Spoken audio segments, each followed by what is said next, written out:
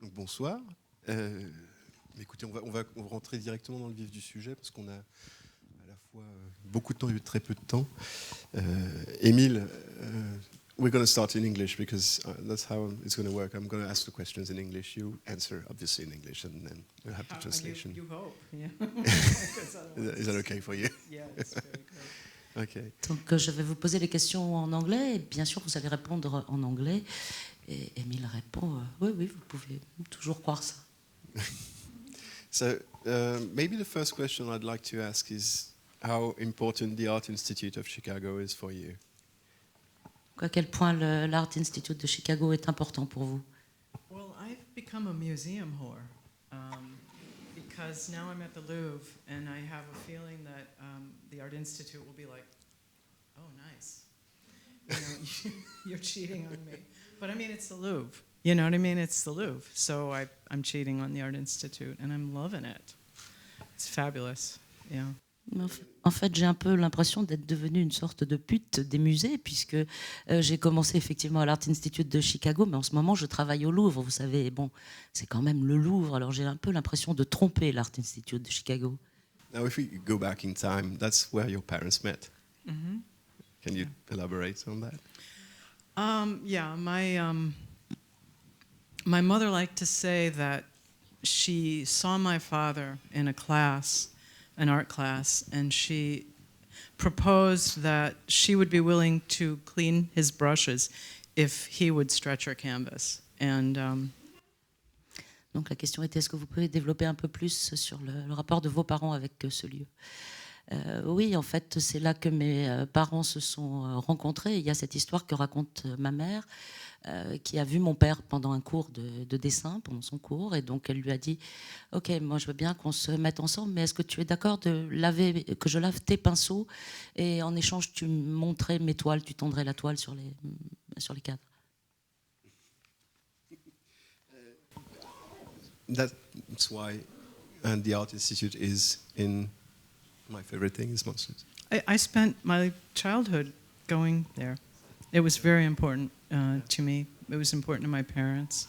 They communicated with each other via a language of paintings. It's how I, as a child, like understood the world. You know, they describe experiences based on the light at the time. Well, it was Vermeer light, or it was, you know, it was very Francis Bacon, or it was very, you know what I mean? And this was how my brother and I understood the world. Oui, c'est là que j'ai passé effectivement toute mon enfance et c'était un lieu très important pour mes parents. Et la peinture en général, en quelque sorte, on peut dire qu'ils communiquaient par la peinture, donc ils allaient regarder tous ces tableaux et moi je faisais pareil avec eux, de dire « Ah, mais là on est plutôt dans un Miro ou là on serait plutôt dans un Francis Bacon ». Donc c'était leur mode de langage et de communication. Donc oui, ça a formé toute mon enfance. Now, your childhood was also built on being confronted to racism, and your parents were confronted to racism. How so? Et dans votre enfance, vous avez aussi beaucoup été confronté au racisme et vos parents aussi. Vous pouvez nous en dire plus? When my father and mother traveled across the country, there were miscegenation laws.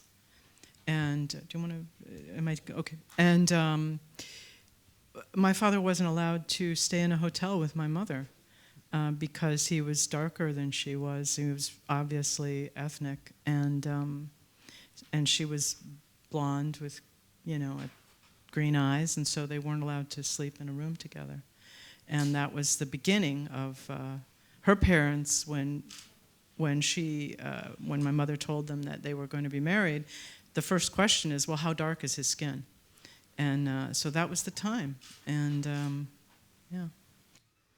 Oui, c'est vrai, mais c'est une chose à laquelle mes parents ont été beaucoup confrontés quand ils voyageaient à travers le pays, puisque ils étaient considérés comme un couple mixte d'une certaine manière.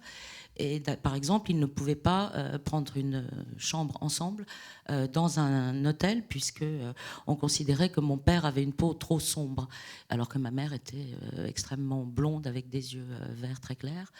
Et d'ailleurs, quand ma mère a dit à ses parents qu'elle allait épouser cet homme, la première question qu'ont posée ses parents, c'était mais à quel point et sa peau est-elle sombre? It sounds so beautiful when you say it. It does, but no, I'm not.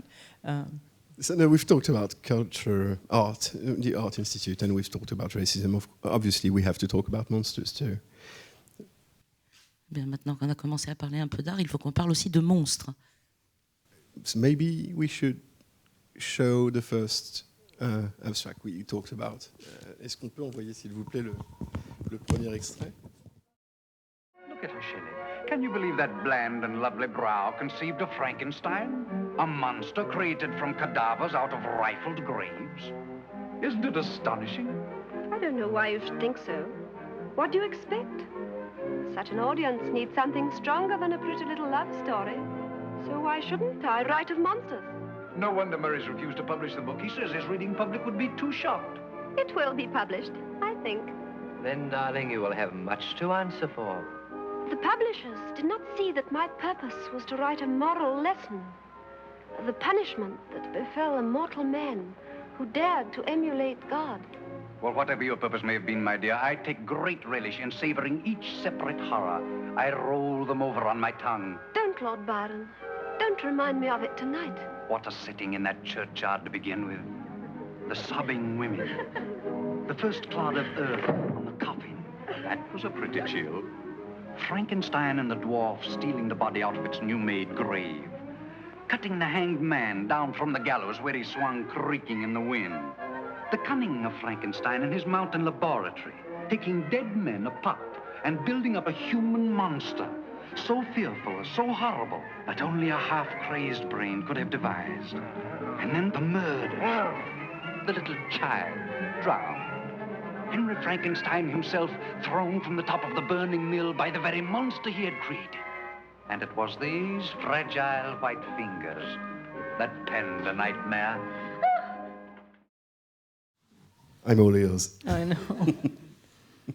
And you asked me a question. I'm sorry. I didn't. I said we'd talk about monsters. Yeah, we should.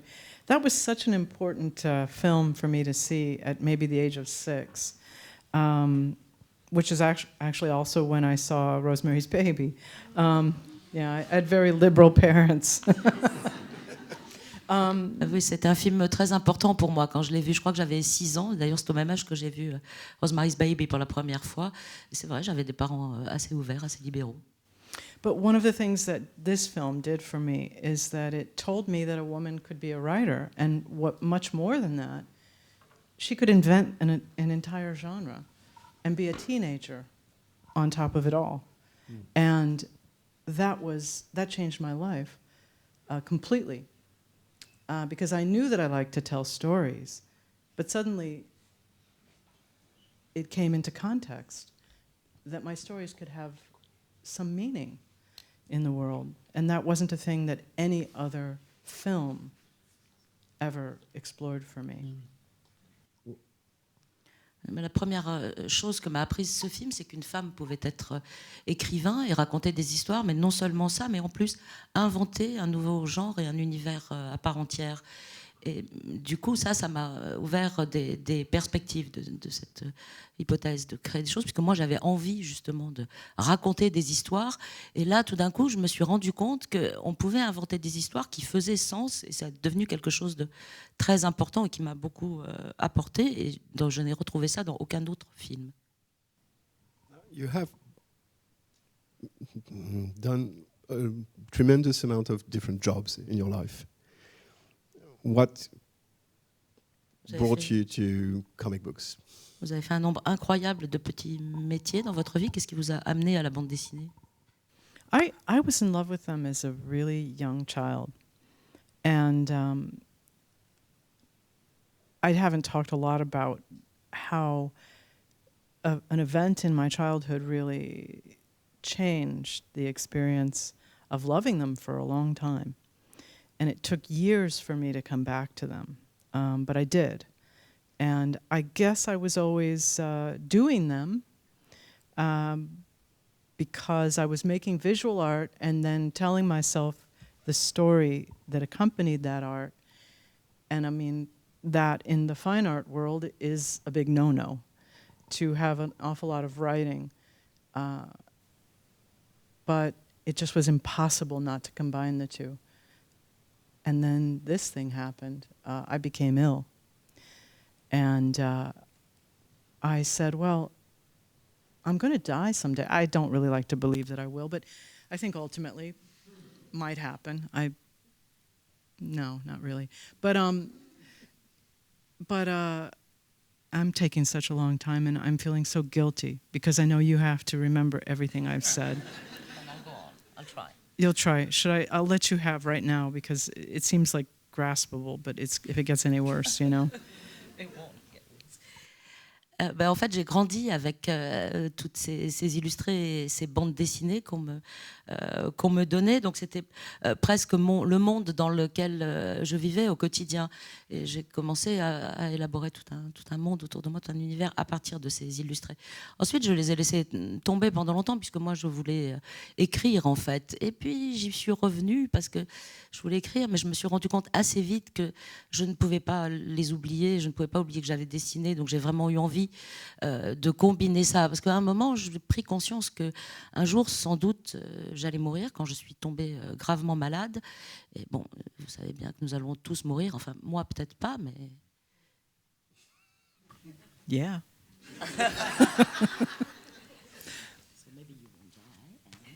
And, but you know, I felt like I had a story to tell you. And I wanted to so badly because I thought maybe I have a story that could mean something to you.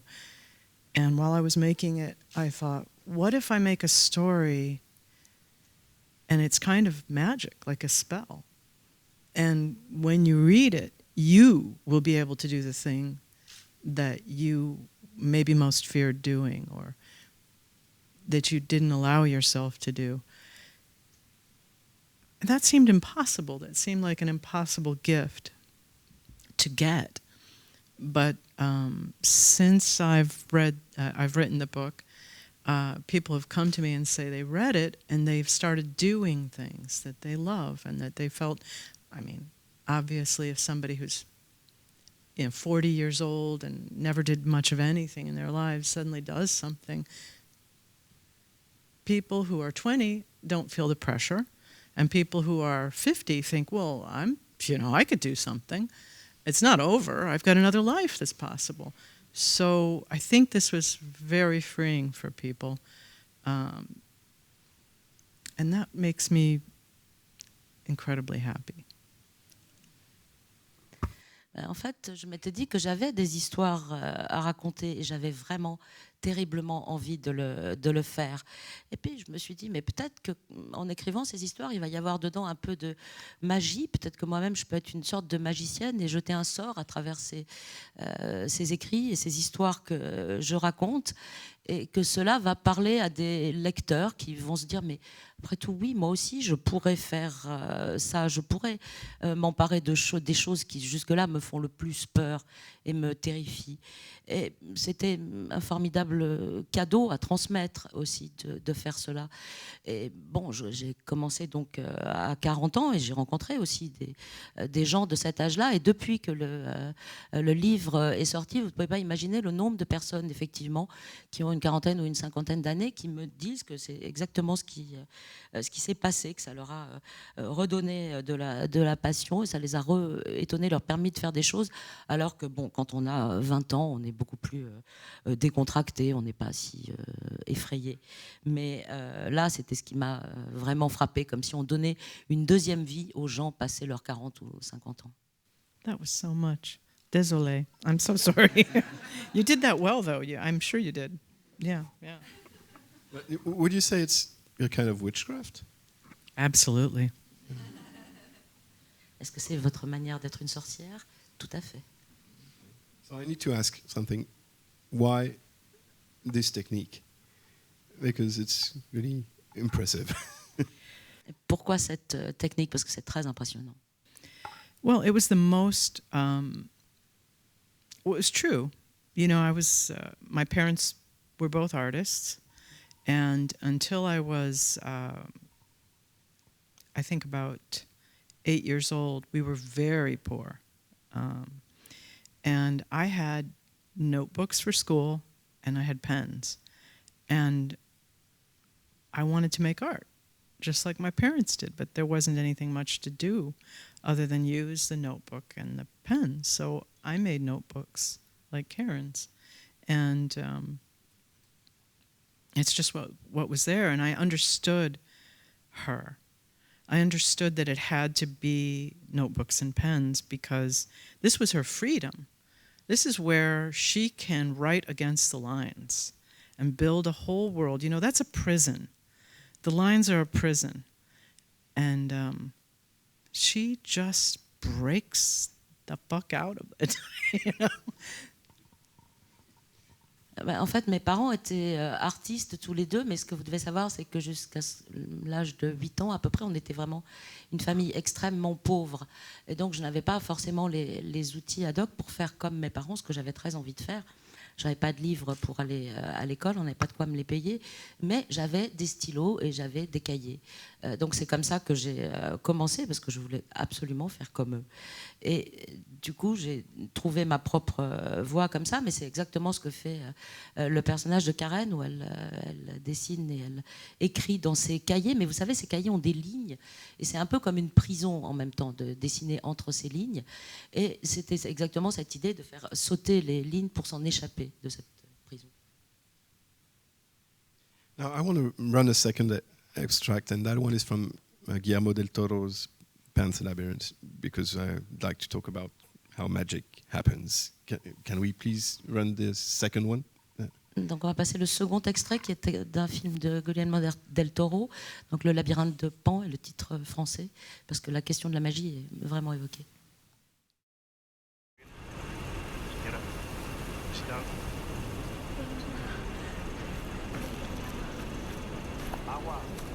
Agua para la esposa del capitán. Vamos, vamos.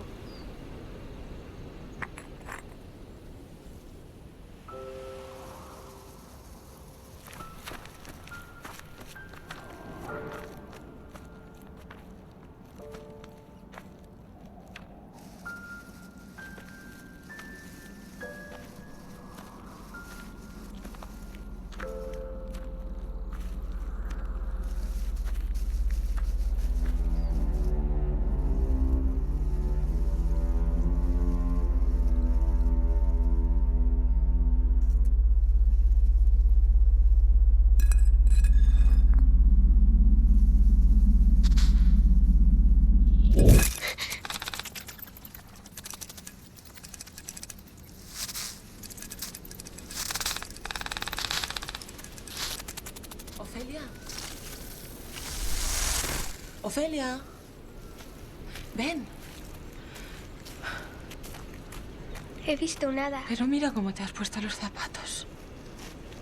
Vamos. I know. Don't you want to see the whole thing now? There's no spoiler in that. It's really the beginning of the movie. So, Yeah. So we talked about it earlier. We don't know if Strange is good or Strange is bad. He asked me, well, what scene comes to mind that you have loved in a film? And this was the one, because you don't know. You just don't know. And that not knowing is the whole spine of the movie. It's wonderful. Oui, quand il m'a demandé quelle scène je préférais dans le film, je crois que c'est effectivement celle-là. Parce qu'on ne sait pas, et donc c'est vraiment le moment où on ne sait pas qu'est-ce qui est du côté de l'étrange et qu'est-ce qui ne l'est pas. Et ça, c'est vraiment très beau. Now, when I asked you before to why a diary and why this form, you told me about make the familiar strange concept. Make the familiar strange concept. Could you elaborate on that? Quand je vous ai demandé pourquoi vous aviez choisi cette forme d'un journal, en quelque sorte, d'un journal intime, comme forme de récit, vous m'avez dit parce que j'aime cette idée de rendre ce qui est familier étrange. Vous pouvez nous en dire?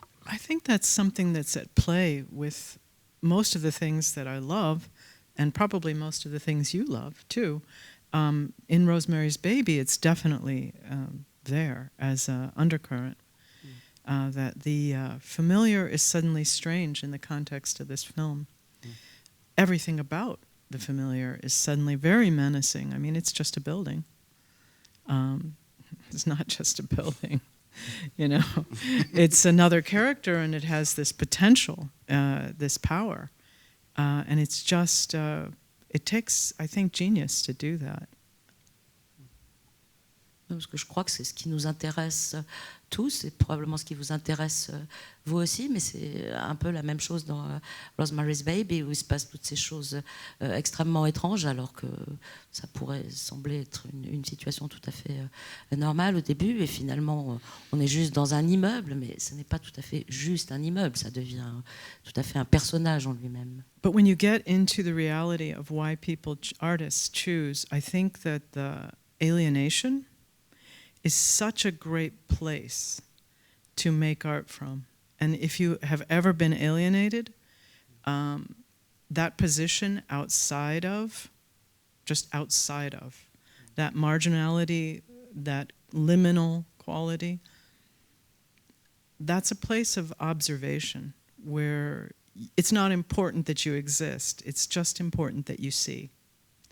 So you're outside of everything.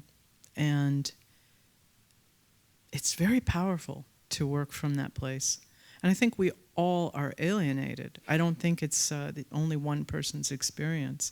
I think it's the experience of being a human being. It's just if you have empathy, you experience your own alienation. Je crois que beaucoup d'artistes sont confrontés à cette question de l'aliénation et parfois de l'internement, mais c'est vraiment de regarder les choses de l'extérieur et de les voir tout à fait autrement. C'est aussi la question d'une certaine forme de marginalité, mais c'est cette qualité liminaire de pouvoir se tenir en dehors et de regarder les choses de l'extérieur. Mais finalement, ça, c'est l'histoire de l'être humain, d'une certaine manière, de pouvoir toujours en sortir. So the question is, how did your characters come to you? Comment vous sont venus vos personnages? Because you obviously say, you have to be from the outside and take a position from the outside, but your characters are quite alive, aren't they? Well, everything's alive on the outside, right? Oh, Sorry. Vous parlez de regarder de l'extérieur, mais en fait, vos personnages sont tout à fait vivants.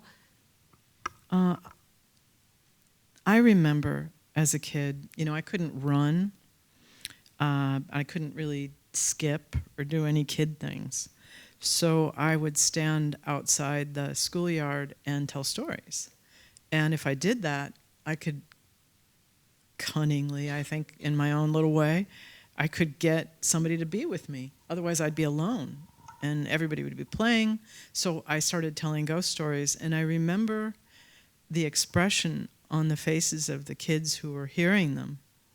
And I remember the joy that I felt when I transported them into a place that was frightening. And I think that's where Franklin comes from, because a lot of the kids were African American, and I knew how much horror they actually experienced on a daily basis. Being poor and black in Chicago, you have to be a strong person to survive that. And these kids were very strong and remarkably proud and very intelligent. And their way of transporting into a place that was already haunted, because they understood ghosts. They were living with haunting. I mean, any black person in the U.S. is living with slavery. It's a ghost that never leaves. And they're living with racism, and it's everywhere. It's nothing you can walk away from. So for them to think about that haunted house experience was, I think, cathartic. And I loved giving that to them. And they actually would forgo playing to come and hear about that. And that's when I realized what horror was, its value, and its beauty, and its power. I'm so sorry. I wouldn't want to have to. Okay, I'm sorry. Non, mais quand j'étais enfant, je ne pouvais pas courir puisque j'étais malade et je ne pouvais pas faire ce que font normalement les enfants. Donc j'avais trouvé cette astuce à l'école de me mettre un peu à l'écart et de raconter des histoires. Et là, du coup, je n'étais plus seule puisqu'il y avait d'autres enfants qui venaient m'écouter. Et c'est là que j'ai vu tout d'un coup l'expression de leur visage et à quel point ils adoraient écouter ces histoires. Et petit à petit, que j'ai commencé à raconter des histoires effrayantes et des histoires de fantômes. Et puis, on était à côté un peu d'une maison hantée aussi.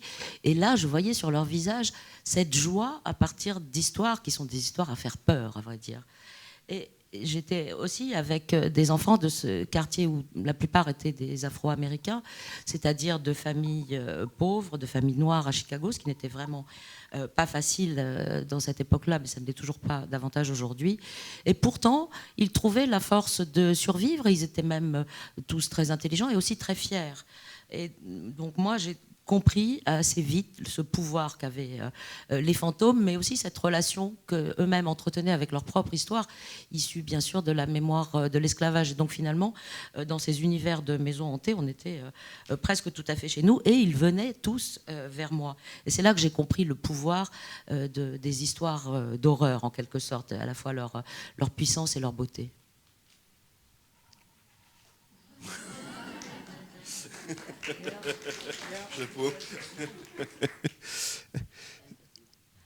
Yeah, empathy.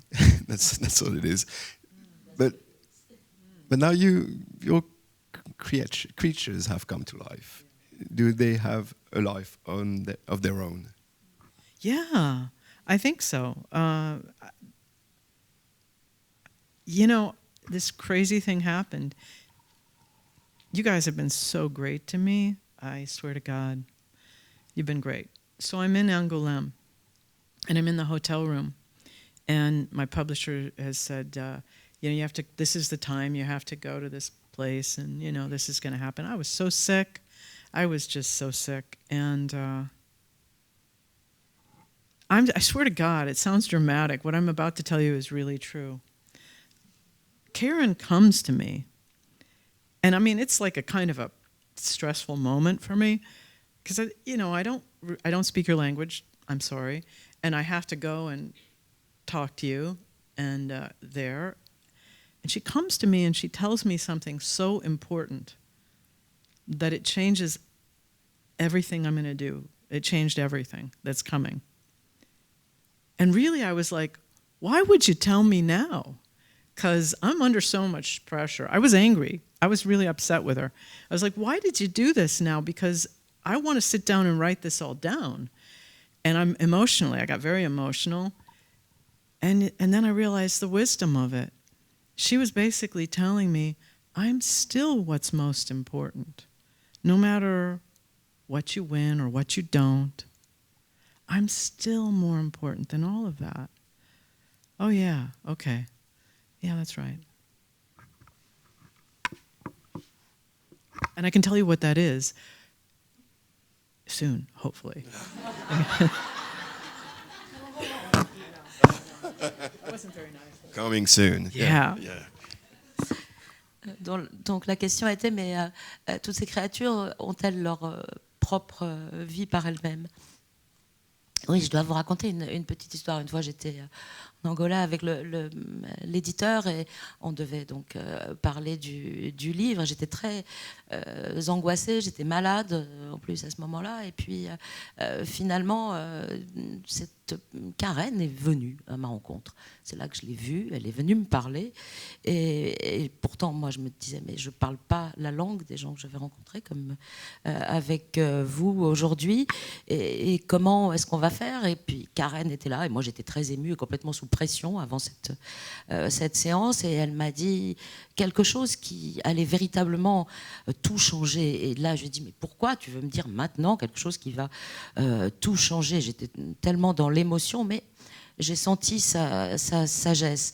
Et elle m'a dit aussi que finalement, elle était la chose la plus importante, peu importe quel serait le succès du livre, quels seraient les prix que je pourrais remporter, ce qui se passerait ici ou là, mais qu'elle restait la chose la plus importante.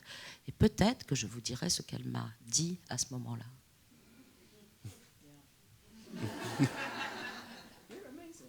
You're amazing. No. Now, the story is ongoing. So, you mainly, when you work, there are scenes that appear and that are so strong you are compelled to draw them. Is that how it works? Yeah, absolutely. My daughter would say, I mean, I hate saying this because it makes me sound so, I'm so emotional when I'm working. My daughter would come into the room and she'd go, "Who are you crying for today?" I mean, because I cry for them. You know, I know what they're going through. It's not, you know, and that's the complexity of making work, because I cry for Mr. Groening. You know, I mean, you get to know a lot more about him in the forthcoming material, and he's just, you know, he's very complex. He's like the director of this film we're going to see. He's not one thing. He's more than one thing. And everybody is to a degree, but he more so. Much more so. No. Donc oui, c'est vrai, les histoires se continuent. Ce sont les scènes que je vois, que je retranscris sur le papier. Mais d'ailleurs, ma fille me charrie toujours un peu quand elle me voit dessiner, puisque je suis toujours très bouleversée, dans un très grand état d'émotion, ou émotionnel en tout cas, quand je travaille. Et elle me dit toujours, alors là, tu vas pleurer avec qui et pour qui aujourd'hui? Et à chaque fois, je suis surprise et je dis, mais oui, je suis avec eux. Et par exemple, je suis très émue par l'histoire du personnage de Monsieur Groening dans ce premier tome. Vous verrez la suite après. Mais vous voyez que tous les personnages sont pris dans une grande complexité, et en particulier lui, qui est un personnage assez complexe et construit de plusieurs choses. Il semble être d'une certaine manière, mais il n'est pas d'un seul bloc, et personne ne l'est d'ailleurs. Now, the release of the first volume was quite complicated, wasn't it? Oh, yeah. Do you think there's witchcraft there too? That what? There's witchcraft in it? Or Have you noticed this in your own lives? That if you're going to do something and it might have some importance, there's every obstacle imaginable that's going to be in front of you? Donc la sortie du premier tome a été assez difficile. Qu'en est-il? Oui, c'est vrai, mais vous avez peut-être déjà été confronté à ça. Quand vous faites la chose qui vous semble être la plus importante, c'est là que vous allez être confronté au plus d'obstacles. It was like the comedy of the ridiculous and the absurd. Because, I mean, when I thought, you know, I've told people like 48 of the first 50 publishers it was sent to said no thanks. And, you know, that seems, and the first publisher, I worked for 4 years on it, and she said, you know, I'm going to take a pass on that. You know, I mean, so everything had happened and then it got lost at sea. Like it really did. It got lost at sea. It just, in the Panama Canal, it sat there for 2 weeks. So the first edition, all of the copies of the first edition are slightly rippled because they sat on the water. I mean, like, there were pirates involved in the, you know. There really were. I mean, and there had to be a detective hired to find the book. Yeah, really. I mean, it's just like, how does that ever happen? Mais c'est vrai que cette sortie, c'est un mélange de ridicule et d'absurde de toute façon. Mais vous savez, j'ai frappé à la porte de quelque chose comme 48 ou 50 éditeurs. Personne n'en voulait. Puis je l'ai passé à une éditrice avec qui j'avais déjà travaillé sur d'autres projets, mais pas sur mon propre travail, qui a dit oui, je vais le faire circuler, etc. Et finalement, on a cru que ça allait arriver. Mais vous savez ce qui est arrivé à la première copie, au premier manuscrit vraiment de ce livre. Et bien, en fait, il a été noyé dans le canal de Panama. Il est tombé à l'eau. Et donc, je ne sais pas, les pirates ont affaire là-dedans. C'est donc vraiment toute une histoire. Ce livre a sombré, proprement parler.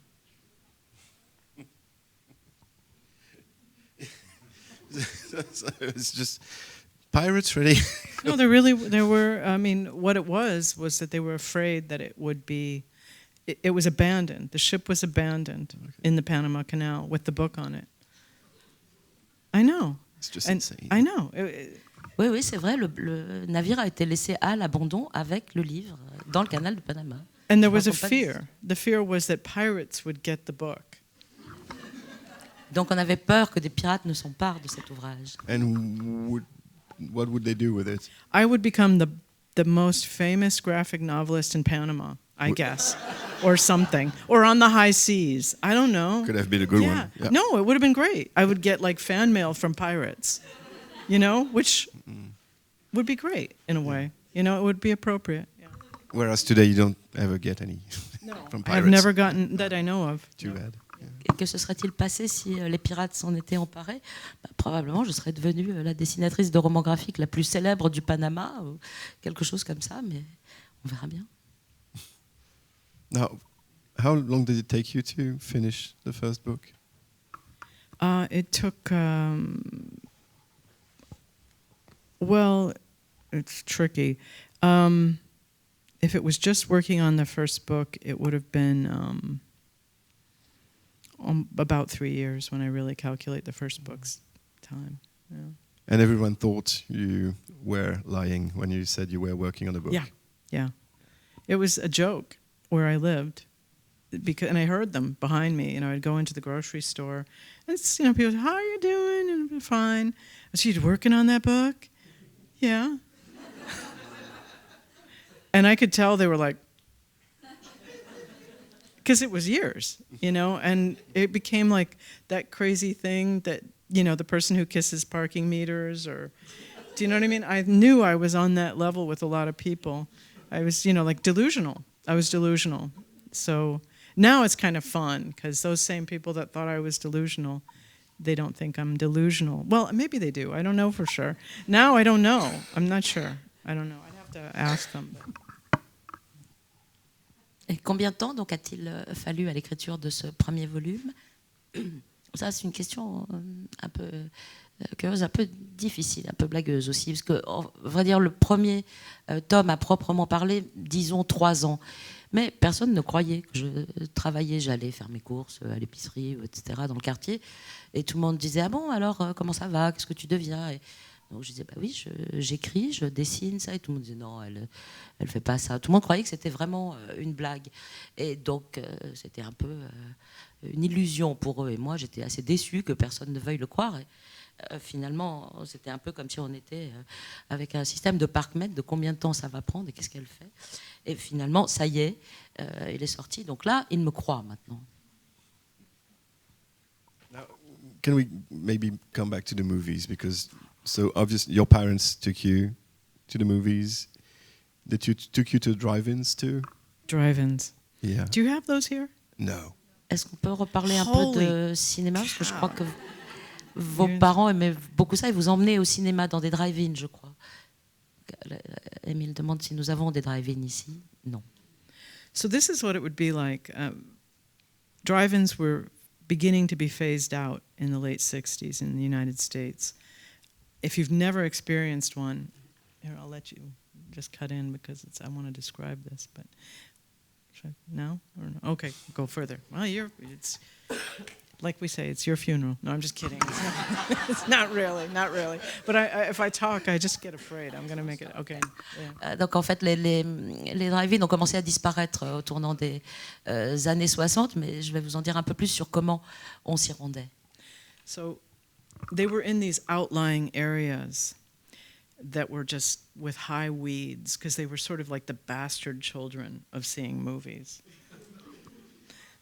Mais ils étaient un peu à l'extérieur de la ville, et donc on avait l'impression d'être un peu les enfants bâtards qui allaient voir des films. So then you'd drive through this long channel of high weeds, and you'd come to this vacant lot And of course, there's the film. Usually there's two. So you can kind of look over and see another one. And it's usually crazy. It's like you'd see Psycho, which I also saw really far too young. And then you'd see, you know, some kind of like Roman holiday kind of movie, you know, which is like the dissonance between the two was like really part of the appeal, you know. And then they'd give you this giant like portion of a refrigerator, this big metal thing that you'd hang on your window. That's where the sound came through. The whole experience was wonderful. And you could sit in your car and, you know, kind of have your own world and at the same time watch this film. And my parents thought I was asleep. You know, they would be like, oh, she'll sleep. Well, I never slept. I just got up and watched. And, you know, of course, that's how I saw Rosemary's Baby, which I'm sure I shouldn't have seen, but it changed my life in so many ways. Donc, comme je vous disais, c'est un peu des cinémas bâtards où on se rend donc à l'extérieur de la ville. Il y a ces longues bretelles d'autoroute qu'on doit prendre pour s'y rendre. Et puis tout d'un coup, il y a les écrans de cinéma. Et à vrai dire, on n'y montre pas juste un film. En général, il y en a deux. Et donc, si vous êtes un peu loin, vous pouvez presque voir deux films en même temps. Quelque chose comme Psychose d'un côté et Vacances romaines de l'autre. Donc, ce qui est toujours très étonnant. Et puis, on vous apporte à mettre à la fenêtre de la voiture cette espèce d'engin qui permet d'avoir le son, mais qui ressemblerait à un système de climatisation, à une énorme glacière, que vous accrochez donc à la fenêtre de votre voiture. Et c'est assez curieux comme manière de voir des films, parce qu'on est à la fois dans son propre univers familier de la voiture, et en même temps à la découverte d'un monde tout à fait différent, celui qui est dans les films. Donc j'étais avec mes parents, qui ne pouvaient pas me faire garder, et bien sûr, ils pensaient que j'allais m'endormir assez vite. Mais non, moi, je ne m'endormais jamais. Et c'est précisément comme ça que j'ai vu Rosemary's Baby. There's a kind of magic seeing movies on a big screen, isn't it? At night, when it's like outside and there's strange trees, and you feel like, well, I very much felt coming into that experience. I remember feeling very much like I was coming into kind of the witch's place. You know, it was very desolate. And, you know. Oui, c'est un cadre extrêmement étrange. Il fait nuit, on est dehors quand même. Il y a ces arbres qui se profilent à l'horizon. Et d'une certaine manière, oui, j'avais l'impression d'entrer dans ce pays des sorcières, ou d'être dans cet endroit isolé propre aux sorcières. So now that you've mentioned Rosemary's Baby, maybe we could show the beginning? Yeah, show the beginning of it. Yeah. Maintenant que vous avez parlé de Rosemary's Baby, peut-être on peut regarder le tout début du film. L'extrait numéro 3, s'il vous plaît.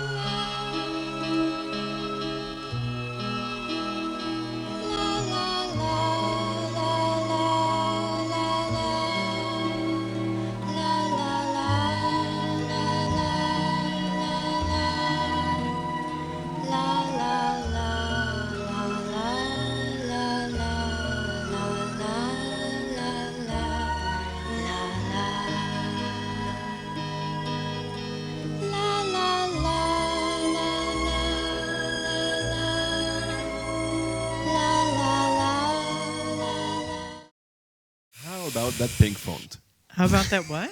the pink font. Oh, I know. Yeah. I know. Yeah. It's everything about this beginning, the singing. Is that actually Mia Farrow? Do you know? Yeah, it's supposed to be. It is. Yeah, it's supposed to be. Fantastic. It's chilling, no?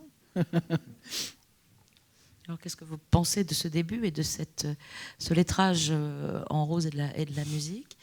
Est-ce que c'est Mia Farrow qui chante? Et en tout cas, on fait comme si c'était elle. Oui, ce début est tout à fait fascinant. How fascinating is it? What's so fascinating about that very beginning? Well, you're introduced to the character of this building, the Dakota, you know, and there's what I believe, having looked at movies like Poltergeist, is there's an undercurrent. You understand it after you see Jordan Peele Get Out, that there's an undercurrent of the criminality of the United States that's part of naming or filming this in the Dakota. That's a Native American tribe, you know. Poltergeist, Indian burial ground, you know. I mean, what you begin to realize is that the criminality of my country, God bless it, is it's a character, because that's what horror is. You know, it's a way of embracing what is so difficult. I mean, it's the reason why I believe it's Norway. Their first, reconsideration of their Nazi years was Dead Snow, a horror film. I think it's very important. C'est fascinant parce qu'on nous présente ce qui va être le personnage principal du film, cet immeuble, l'immeuble Dakota, et c'est très important que ça a été tourné dans ce bâtiment-là qui nous raconte tellement de choses sur toute la criminalité et le banditisme aux États-Unis, qui est quelque chose de très répandu. Et c'est la même chose quand on se retrouve dans d'autres univers avec Poltergeist, etc. On se retrouve aussi dans ces mêmes univers qui sont sous-tendus par une forme de criminalité. Et c'est aussi le cas quand on découvre quand les Norvégiens et d'autres découvrent les camps nazis. Finalement, sous la neige se cache le nazisme. So, do you think it's done on purpose? I mean, do you think creators do it on purpose, think about it through, or is it just it comes out because it's there? I went to see Jordan Peele's Get Out with a friend of mine who's African American, and her response was, that is the truest portrayal of what it is to be African American in the United States of America that I've ever seen. And she was not alone. You know? So I think it's maybe it's not intentional in every instance, but there's so much to draw from. And it's, I think, when you're talking about horror, very frequently comes down to a discussion of who owns the land. Are they the dead? Are they the living who own it? Is it the past or is it the future that owns it? It's very much about criminality usually. There is a crime on which they say all great fortunes are established, but there's also usually a crime that is the kind of the locus of the horror. And I think that's the case here. I mean, all of New York was established on genocide. I mean, the entire country was. So, that doesn't really go away.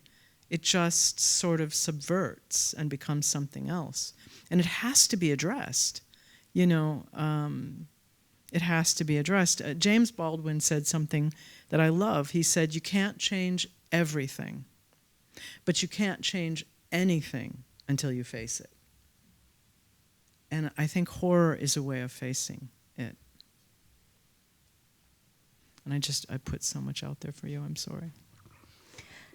Donc la question était, est-ce que tout ça est-ce que c'est fait exprès? Est-ce que ces personnages se révèlent exprès? Est-ce que c'est exprès dans les bâtiments? Non, je pense que c'est vrai de beaucoup de lieux. Et cette amie afro-américaine avec qui j'avais vu Get Out, Jordan Peele. Merci.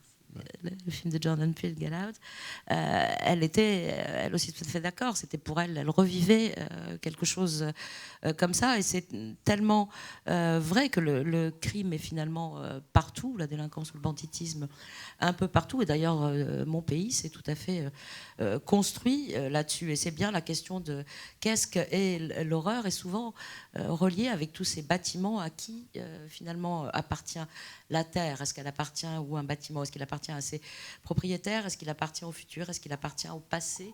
Et il y a toute cette histoire qui subvertit de toute façon tous nos environnements de vie. Et ça, on doit en parler, on doit nécessairement l'évoquer. Et je me souviens de Baldwin qui disait, on ne peut pas tout changer, mais on peut changer une chose, n'importe quelle chose à laquelle on est directement confronté, ce qui est tout à fait différent. Now, isn't it? My guess is it could be overwhelming, trying to size all of this, trying to embrace all of this. Isn't it too much? I mean, if you're focusing on a story, aren't there too many undercurrents there? How do you grasp which one? You mean with this movie? No, I'm thinking more about, the whole country being built on crimes and all the ghosts out there. Are there too many ghosts? Mais est-ce que ça ne fait pas trop de choses finalement à englober et à mettre en scène dans une seule et même histoire? Est-ce que ça ne serait pas plus simple de se concentrer sur un seul fil de toute cette criminalité? Est-ce que ça ne fait pas trop de fantômes et trop d'histoires sous-jacentes? Wow. I'm thinking of the beginning of this film. No spoilers. Is there somebody here who has not seen this film? Est-ce que quelqu'un parmi vous n'a pas encore vu le film? Pardon. I'm going to be very careful. Je vais faire très attention. Je vais essayer de. When the lovely young couple gets in the elevator, the agent for the building explains that the floor that they're going to see the apartment on was once one apartment. Okay, this is very important. And it's been divided into the Castavets, and then ultimately, I'm sorry, they take the apartment, so I'm not spoiling everything there. Bon, je ne vais pas vous raconter tout, mais il faut que vous sachiez, dans cette scène de l'ascenseur, où il y a donc le gardien de l'immeuble, le concierge, qui accompagne le couple et leur dit « Ok, à l'étage, l'appartement que vous allez voir était avant un seul appartement qui a été séparé en deux. » Ça, vous devez le savoir, même ceux qui n'ont pas vu le film. So it's divided. And that's really important, because who or what isn't divided, right? I mean, we're in consideration of the darkness, the Castavets, and this sort of, what's the worst part of the Woodhouses? That he's ambitious. But she's utterly innocent and hopeful and full of love. And aren't we all sort of that apartment, joined by this closet? Well, I'm spoiling something for you, I know. But you have figured it out. You're smart people. You'd have gotten that the closet's really important.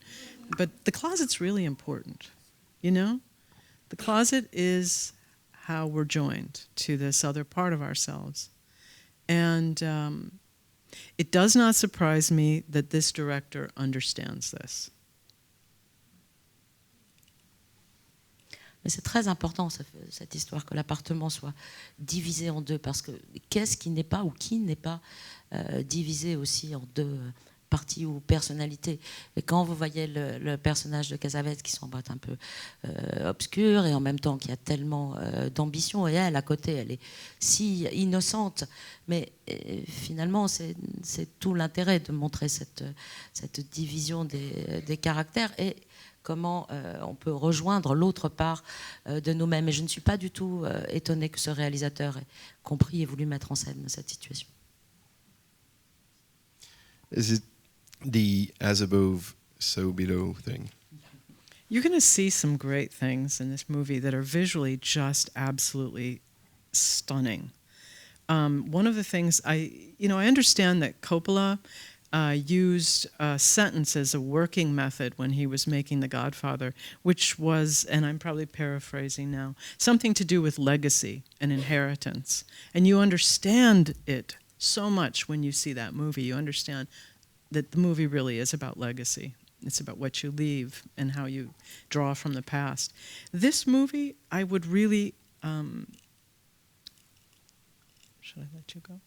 I would imagine it has something to do, the working thought might have been as above, so below. There is a light fixture in the hall, which is symbolically as above, so below. You'll see it. It's kind of a divided triangle. It's two triangles put together, which is, in the occult, there's an awful lot of occult symbolism. I can tell you a whole bunch of it if you're interested, so you can watch for it.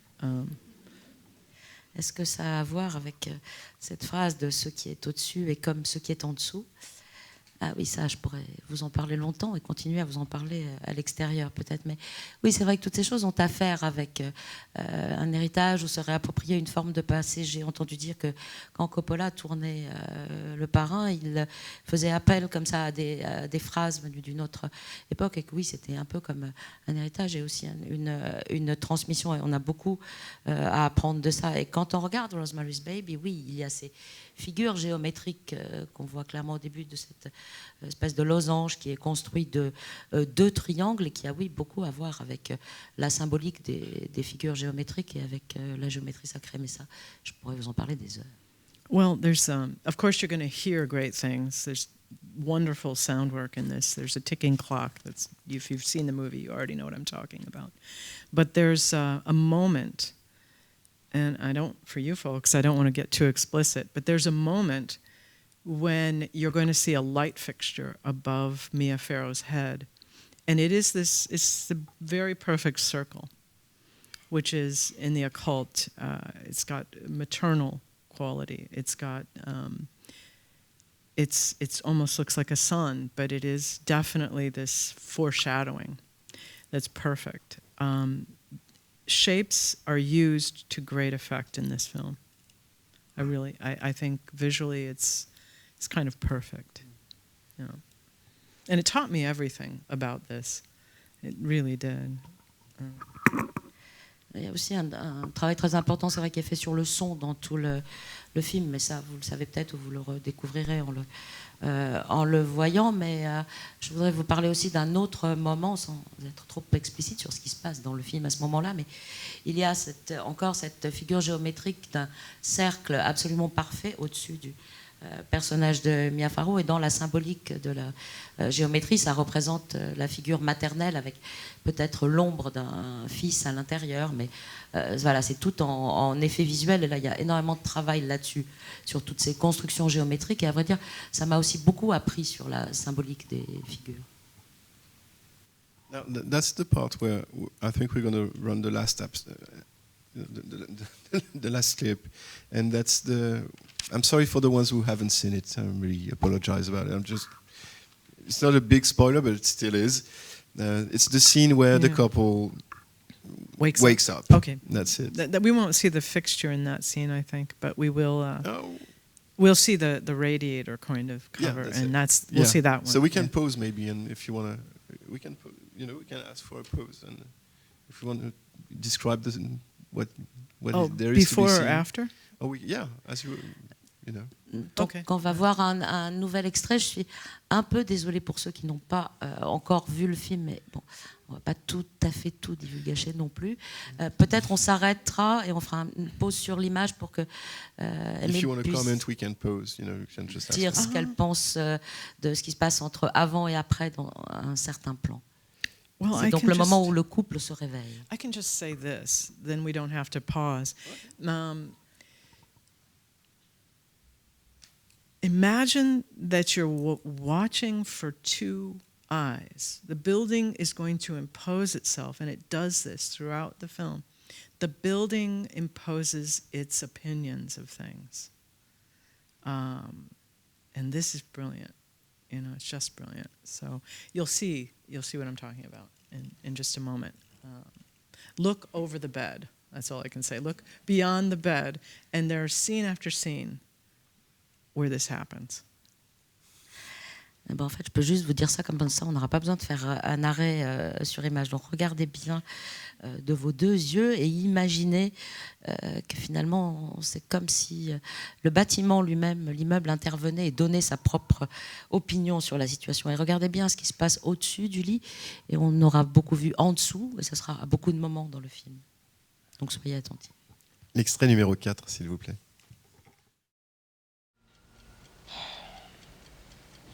Hey, it's after 9.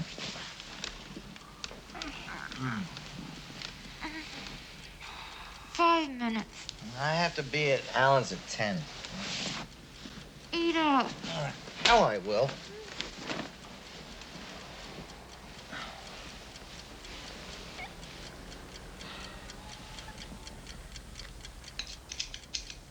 What time is it?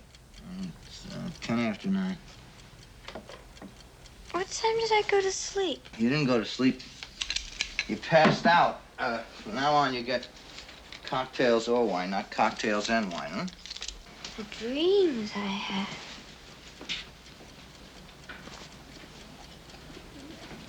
Don't yell. I already filed them down.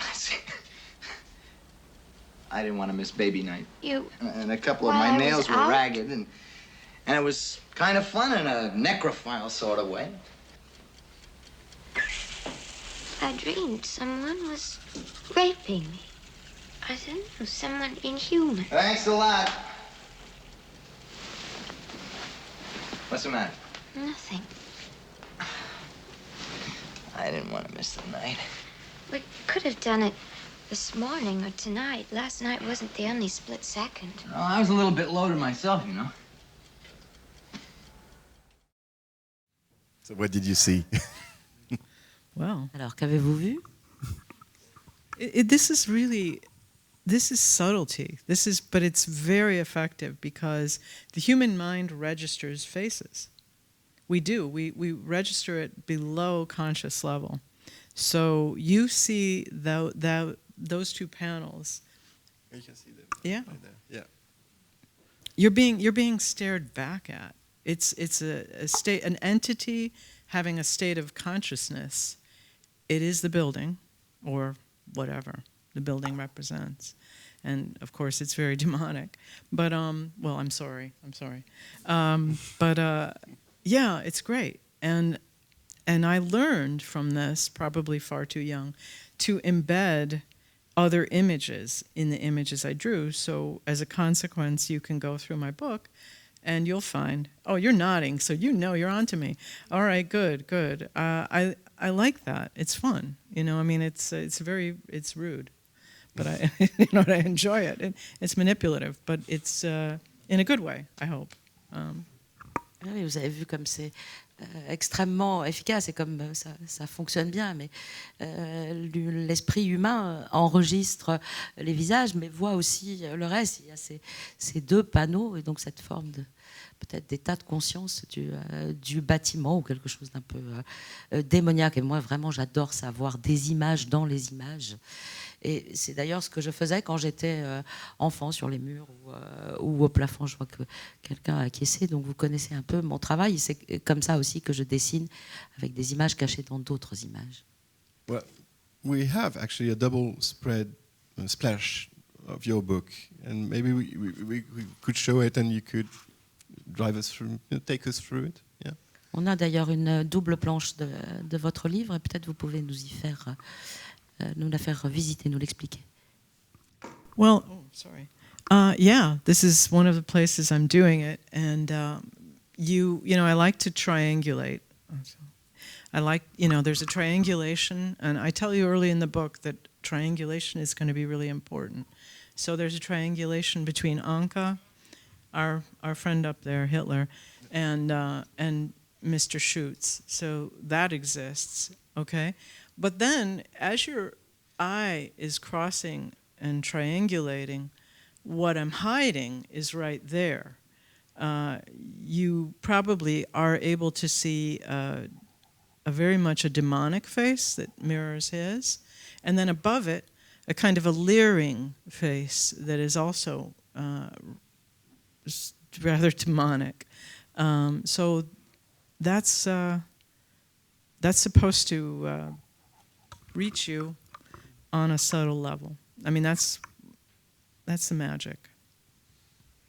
Oui, je dis au début du livre à quel point j'aime trianguler, à quel point la triangulation est importante pour moi. Et là, vous le voyez clairement. Donc, il y a ce premier triangle très visible entre le personnage d'Anka, notre ami Hitler, et M. Schutz à droite.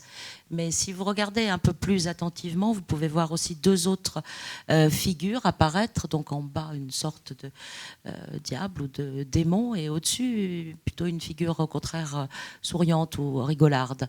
Et ça, c'est vraiment ce que je trouve absolument magique dans les images, qu'on puisse les voir à différents niveaux et parler aussi à différents niveaux à la personne qui les regarde. The main thing is, did you do it on purpose? Oh yeah. Okay. Est-ce que vous l'avez fait exprès? Oui. Okay. And how does it work? I mean, if it's unbalanced, if a drawing is unbalanced, does it mean that the drawing isn't going to work? Or unbalanced? Yeah, if you don't have that trigonometry or that geometry, actually. Well, we need it. We need it as humans. We need the golden mean, and a lot of the pages are designed using that system. You know, we require it. It's part of. I mean, you guys know it better than anybody. I mean, you live in a city that's absolutely designed on it. Everywhere you look, I see it all the time. What do you see? The golden mean. Okay. You know, it's what your city was designed on. It's all, you know, sacred geometry. The facades of your buildings. I mean, absolutely. I could, you know, take a picture and draw it for you. It's like, it's everywhere. It's just everywhere. Okay. It's fabulous. It's part of what makes you feel that you can breathe here when, you know, the congestion of the traffic and, you know, doesn't make you feel that way. But the buildings themselves are so human. You know, there's a human, the proportions and scale, the fluidity of them, the energy of them, you know, over and over again. Et qu'est-ce qui se passerait donc s'il n'y avait pas cette espèce d'équilibre dans le dessin? Qu'est-ce que vous voulez dire par équilibre? Vous voulez parler du nombre d'or? C'est ça qui est extrêmement important, c'est ça qui nous construit, on en a besoin. Et d'ailleurs, vous êtes bien placé pour le savoir, vous ici à Paris, c'est là-dessus qu'est entièrement construit Paris. Quand je regarde partout les bâtiments, je vois cette espèce de géométrie secrète. On dirait que Paris a été dessiné sur cette base et c'est complètement fabuleux, mais c'est quelque chose qu'on peut retrouver partout et c'est la seule manière, c'est le seul type de construction dans lequel on peut vivre et qui nous donne l'impression de pouvoir respirer, quelle que soit la circulation ou la pollution de la ville. C'est cette espèce de fonctionnement des proportions et des échelles entre la taille des figures et de la géométrie qui s'impose à nous et qui donne aussi cette fluidité et cette énergie au bâtiment. C'est tout à fait magique, mais je pourrais tout à fait vous le démontrer. Si je dessinais 3 façades d'immeubles parisiens, vous verriez que c'est tout à fait flagrant. So what about the new towns then, American towns? Do they rely on sacred geometry? Sadly, I don't think so. I don't think so. Okay. I mean, I think you could probably find it, but it's certainly not a priority consideration. No, I don't think so, sadly. Yeah. No. Et qu'en est-il dans les villes américaines d'aujourd'hui? Est-ce qu'on retrouve aussi cette géométrie sacrée? Non, j'ai bien peur que malheureusement, on ne les retrouve plus du tout. C'est une préoccupation. Sometimes you'll see an architect who will design a building that has a nod to sacred geometry, and you'll see something. But mostly, unfortunately, it seems to be something that sort of died in the U.S. in some places. I don't know why. Maybe because it is powerful. Maybe because it requires that you do things that would be more expensive. Or I don't know. I'm not sure. I'm not an architect, although I love it. Parfois, il y a encore un architecte qui va faire ça, mais non, malheureusement, j'ai peur que ce soit une tradition qui se perde, et je le regrette. Je ne sais pas, peut-être que c'est parce que ça coûte plus cher, mais on ne le retrouve malheureusement plus trop. How has the first book influenced the success of the first book influenced your work now? En quoi le succès du premier volume Has it influenced your work, the work you're doing today? Influence votre travail d'aujourd'hui ou ce que vous faites aujourd'hui? Ou peut-être que ça n'a pas eu d'influence? Not really, unfortunately. I mean, the work is still the same. The desire to tell the story is still the same. If anything, the responsibility feels greater. You know, it matters to more people. When I did it initially, of course, it mattered to no one. You know what I mean? To you. It mattered to me, yeah, and that was it. So now I know that it matters to people. And I just feel more responsibility, that's all. More responsibility to make sure that but I always do, just that I give the best book I can possibly give. Give good book. I want to give good book, you know. Mais en fait, ça n'a pas changé grand-chose dans mon désir de raconter des histoires. Ça n'a pas beaucoup changé ma manière de travailler. Le travail, c'est toujours le même au quotidien. Mais ce que ça a changé, c'est plutôt ma responsabilité, en tout cas celle que je me sens avoir maintenant. Avant, ce que je pouvais raconter n'avait d'importance que pour moi, mais maintenant, je sais que ça a aussi une importance pour des lecteurs. Donc là, je me sens beaucoup plus responsable de devoir faire le meilleur des livres, enfin, de faire toujours de bons et des meilleurs livres. What is Karen telling you now? Is she telling you something? Et que vous dit Karen en ce moment? Est-ce qu'elle vous dit des choses? Oh, God. I got to tell you the truth now, I guess. You don't have to. No, okay. No, Okay, just lie. Est-ce que je dois That's vraiment fine. vous You let dire me la off the vérité? hook. I'm sorry. I can lie now. No, I'll tell you the truth. I really will. And it's complex, like everything. Okay. So in the beginning of this thing, I told you that I had a realization about what had kind of stopped me from being involved in the world of comics. And it was something that I wrote about in an anthology called Drawing Power, which are women who have experienced profound abuse in the world, and were collected by Diane Newman, who you may know her. She did Dee Dee Glitz, which was a character she had that was very transgressive. I think even now, it's just wrong. Okay. It's so wrong, and funny, in the way that. And I think French people would appreciate it more than Americans do in some ways, because you seem to embrace the transgressive so much more than. And I'm looking at the exhibit at Formula Boula right now. Has Michel Lepenet, I mean, transgressive stuff. But you embrace it, and I really applaud you for that. That's one of the great things about you, So, I don't know. I feel like we're breaking up, and I'm just trying to tell you all the great stuff about you. We're not at all. It's not you, it's me. Yeah, it's right. It's no, but I'm not saying that. But I'm just saying. So I made this realization. And this was partly because of that moment in the hotel room where Karen shared some things with me that really were earth-shattering to me.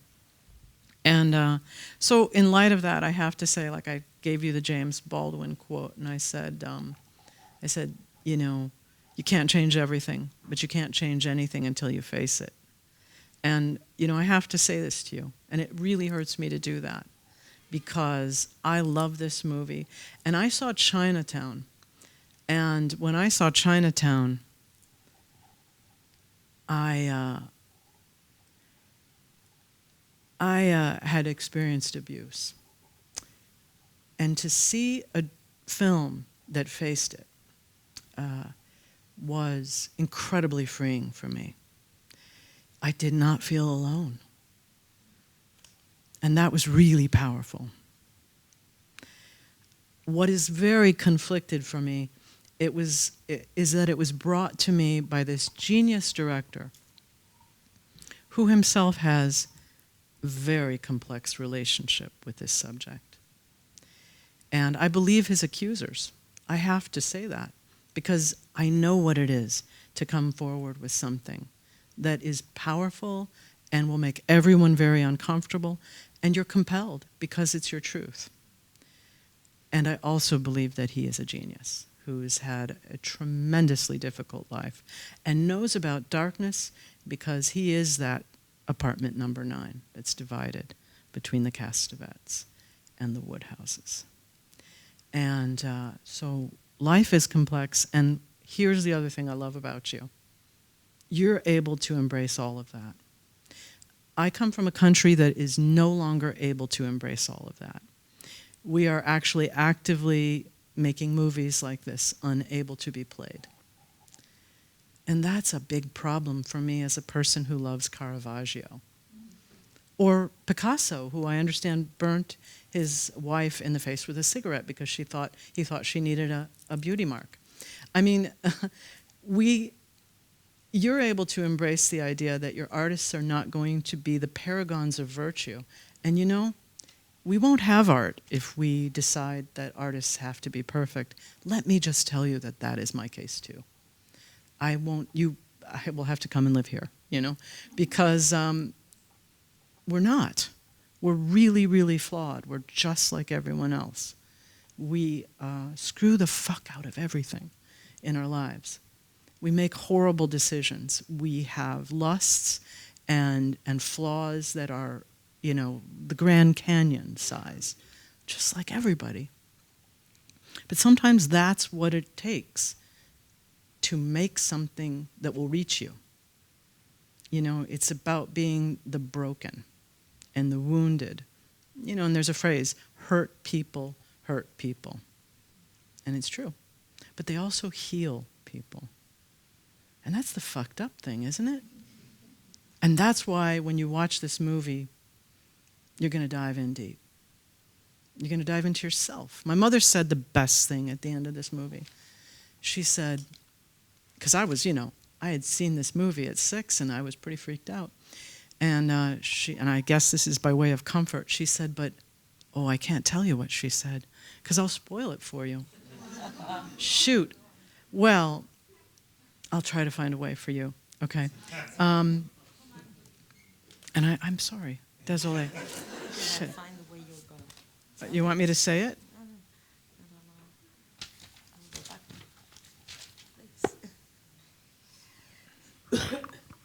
Je vous ai raconté au début de cette séance ce qui m'avait empêché de commencer à publier, de faire toutes ces bandes dessinées ou tous ces illustrés dont j'aurais eu très très envie. Mais j'ai commencé par sortir un livre qui était une anthologie qui s'appelle Drawing Power, donc qui est vraiment sur la capacité que nous donne. That was forever ago. You've got so much. I'm so sorry. Et c'est une anthologie donc de dessins de femmes qui ont été elles-mêmes battues ou malmenées ou abusées. Et l'ensemble a été réuni par Diane Neumann, que vous connaissez peut-être de son personnage de Didi Glitz, et qui aime beaucoup travailler sur la question de la transgression. Et je suis très étonnée que vous, en France, vous aimiez tellement les questions de transgression et que vous appréciez tellement ça. C'est vraiment pas le cas aux États-Unis. Et vous le comprenez. Et ça, c'est vraiment une des grandes choses. Bon, là, j'ai un peu l'impression qu'on a brisé la glace, qu'on se connaît. Je vous raconte un peu tout. Parce que vraiment, je dois vous dire ce que Karen me dit en ce moment.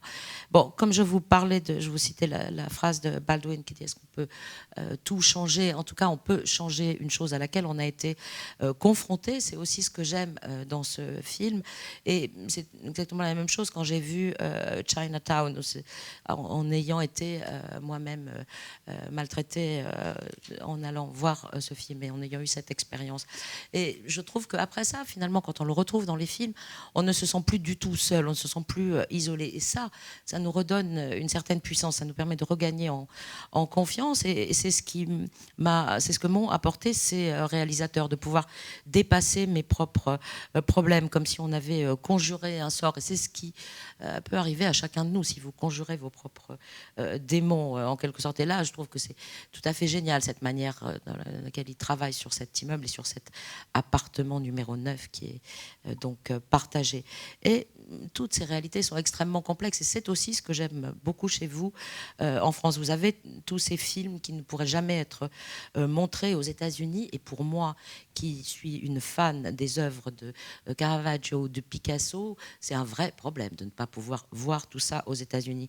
Si vous pensez à ce portrait de la femme à la cigarette, c'est quelque chose qui est cette espèce de parangon de la vertu qu'on retrouve chez certains artistes. Et en même temps, les artistes ne sont jamais des gens absolument parfaits. On est comme tout le monde. On fait des conneries, on merde parfois dans la vie, on prend des décisions horribles et on regrette de les avoir prises. Mais vous savez, vous connaissez cette phrase, on dit que les gens qui ont souffert font souffrir d'autres gens. Moi, je pense qu'ils les font aussi guérir, qu'ils peuvent en tout cas permettre de guérir. Et je dois aussi vous dire ce que ma mère m'a dit à la fin de la projection de Rosemary's Baby. En fait, je ne sais pas si je peux vraiment vous le dire, parce que là, je vais un peu vous divulguer la fin du film. Je vais trouver une manière maligne de vous le dire. So how would you say that? What your mother told you? Well, I'm trying to be careful. She said, what's so beautiful about this film is that Rosemary finds a way to embrace what she embraces. Oh, and that's everything, isn't it? You know, for us living here.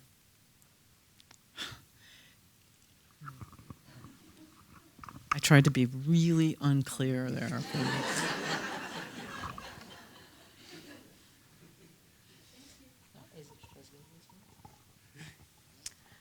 Donc elle m'a dit, ce qui est tellement beau dans ce film, c'est que Rosemary va trouver un moyen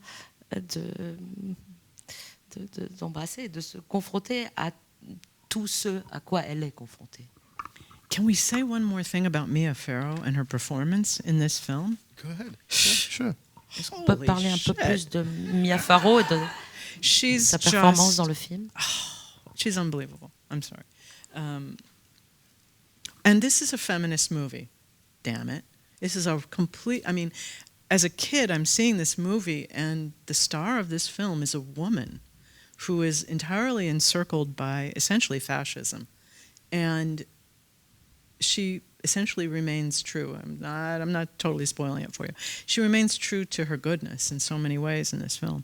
And I think it was very powerful, especially for the time it was made. It really holds up too, don't you think? Yeah.